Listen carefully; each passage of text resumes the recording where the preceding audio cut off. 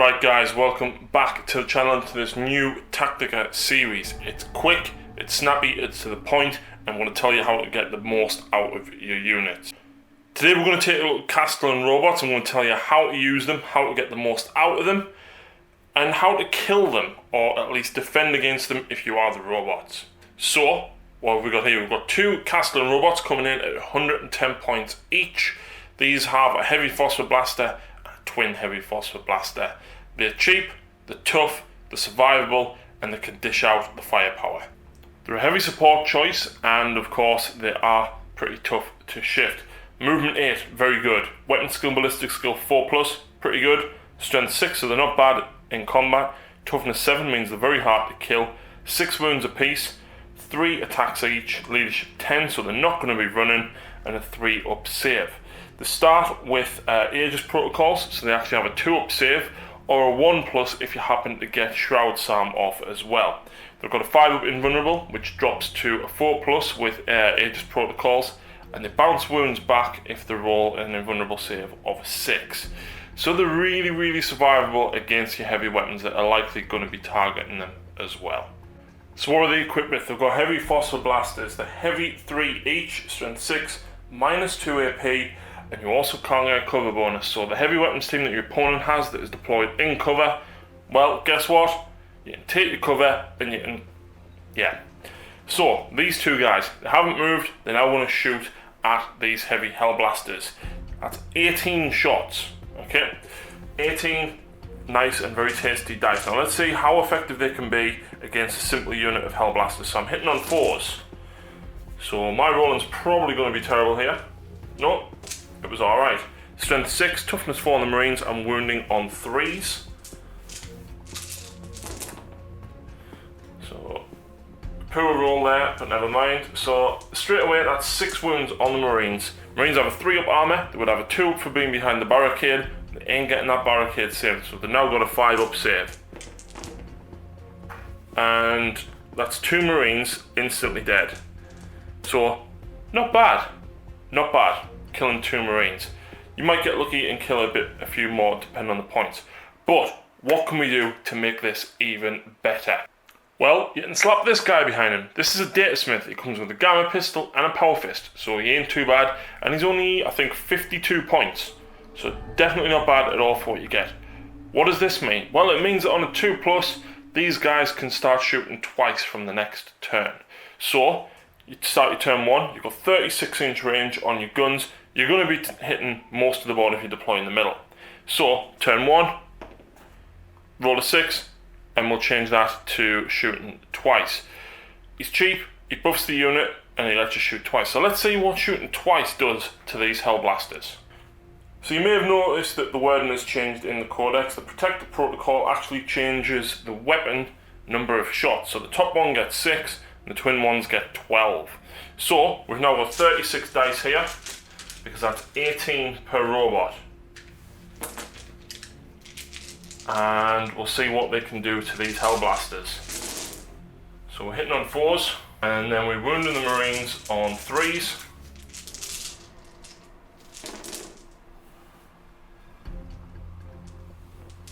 And then the Marines are going to have a 5-up save. We've got 4, 8, we've got 11 wounds there, so almost double what we had last time. And then 5-up on the Marines. Well, I rolled very well there. Very well. So we killed 1, 2, 2.5 Marines, but I'm rolling above average on my saves. So, that's not too shabby at all. But, let's see how survivable they actually are though, whilst they've got the armor saves. So, these 5 guys are going to shoot back with their heavy hell blasters, the heavy plasma incinerators. So they're hitting on 3s. Well, let's say that 3 hit. Wounding now on 3s because they are strength 8. Okay, and then this is now the invulnerable save. And let's say we happen to roll a 6. Okay, that reflects back and does a mortal wound, so that wounds one of the guys, which makes it even easier to kill them when you then target them in your next turn. However, you saw from that, even with heavy plasma incinerators, they're very hard to kill. So, how can we make this better again? Well, you can stick this guy next to them. Within 6 inches, he allows units to reroll ones to hit. And if they're double tapping, that is a lot of dice that you're getting to reroll still. So, 36 dice, hitting on 4s because I haven't moved, rerolling the 1s. And there is an absolute fistful of 1s there. And for anyone that watches the battle reports and knows how bad my dice are, you're now witnessing it. So, a good chunk of hits though, and then re-rolling the 1s for a fair few more hits. So, we've got 3, 6, 9, 12, 15, 18, 21, 22 hits that time. And then wounding on 3s. That's a lot of saves for those Marines to make. 5s and 6s. So, 1, 2, 3, 4, 5 dead Marines. That's pretty good. That's definitely pretty good. How can you make this better? Well, the fact that the double tapping means that if you do have single wound Marines, you can actually split your attacks. So let's say there's 2 Marines left over here and we don't want those guys in combat.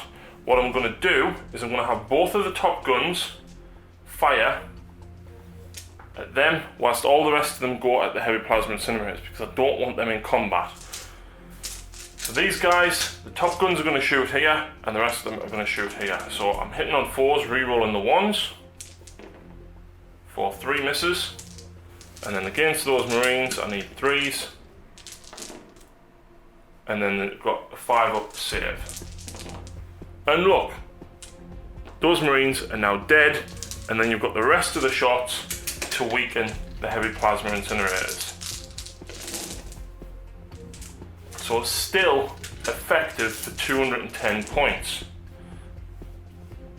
And look, you've still got 7 wounds on your heavy plasma incinerators, which is more than what we had when we were just single tapping.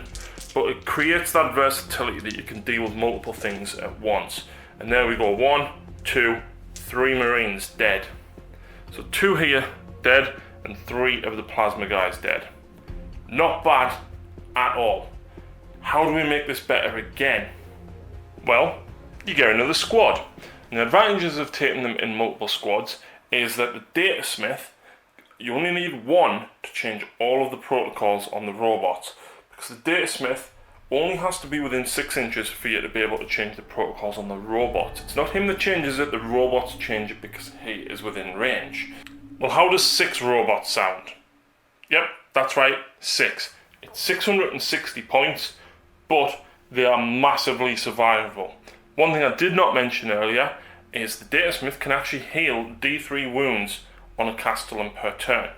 Your Dominus that's giving you the reroll 1s can heal them on a different unit.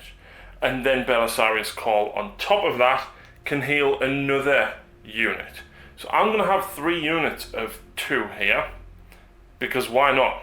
And then if I can distribute the wounds out, your opponent has to concentrate on 1 unit. If you take 1 unit of 6, you know, the firepower that's going into them, extra shots will spill over. If you create more targets for your opponent to deal with, they're harder to take down. You've got the guys there to keep them healed as long as possible and keep them pumping out the number of shots. You've also then got options for shooting because you're not declaring all 6 robots at once. You can do 2 robots at a time and pick and choose your targets and take out what things you don't like. So let's see what these guys can do now that Call is there to give them reroll all hits. Okay, so this squad is going to pump everything into these. That's 36 shots at Intercessor Marines. Now bear in mind these guys have got 2 wounds each. If you're shooting at single wound infantry, Marines for example, you're going to do a lot of damage. And even Grey Knight Terminators and Paladins, you've still got the strength and the AP to be able to deal a lot of damage to them. So let's see what these guys can do. It's a lot of dice. So I'm re-rolling all my failed misses now because of Call. So a poor re-roll there, but quite a few more hits. In fact, I only missed 10 times out of 36. So then wounding on 2 3s. I'm still stuck in 7th. There we go. So a lot of saves to make on these intercessors. 5+. So 1 Marine, 2 Marine, 3 Marine, 4 Marine, 5. That would have been 6.5 intercessors dead. Now I'm not going to repeat that for each squad. It's pretty obvious that each squad of 2 robots is going to take these out. But what do you do when you're faced with something bigger? Like a Land Raider. Not to worry, you can still deal with it. You've got the strength, you've got the shot numbers, but you've also got a Mars stratagem at your disposal as well. Every time you make a to wound roll of a 6, you suffer a mortal wound in addition. So let's see what one unit of robots can do to a Land Raider. And we'll pull these guys out of the way. So massively, massively poor roll for me. And I do not lie when I say on camera a lot of the time that my rolls are horrendous. They genuinely are. Now the thing with Call is you can reroll any to hit. So if you're shooting a flyer or something that has -1, these 4s that I've got here, you can reroll the 4s because they count as misses.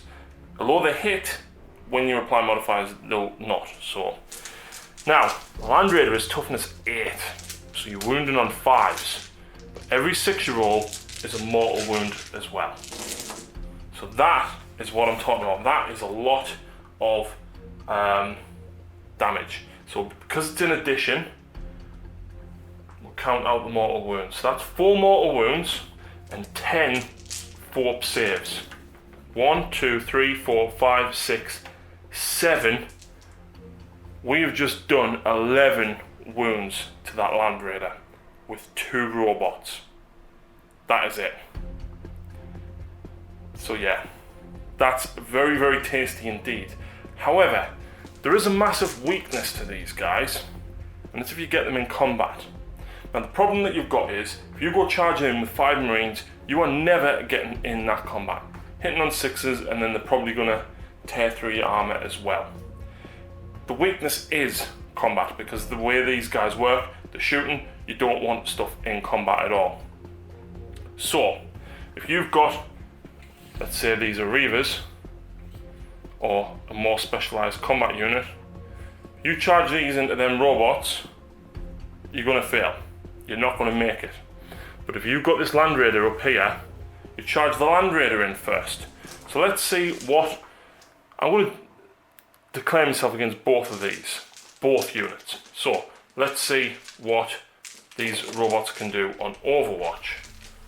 There's a lot of dice. So I'm going to roll this twice because I'm declaring against both. So 1, 2, 3, 4, 5 hits only. And then wounding, 2 wounds on the Land Raider, and it takes 1 wound. Okay, so far. Now, I'm not going to roll the other ones. It's pretty obvious that we might only take a wound or 2, and the Land Raider is going to successfully make its charge into that gap and be within an inch of both of these. That then allows your Marines to safely charge in without taking the Overwatch up. Your Land Raider's not going to do any damage to them. The point is, it acts as a screen to get them in combat. You need a dedicated combat unit. They are tough to take down. There's a lot of wounds in there, but that is their weakness. It means, because you've got the double tap on, you cannot retreat from combat. You have to change the protocols and wait the following turn. So that is definitely where you need to kill them.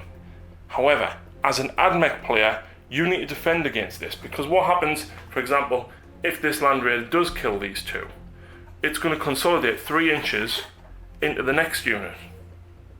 And then they're locked up as well, meaning that they can't shoot. So how do you protect against it? Well, you need a squad. And here is your screen. It's a squad of Vanguard. Now, I would absolutely recommend taking a bigger squad than 10.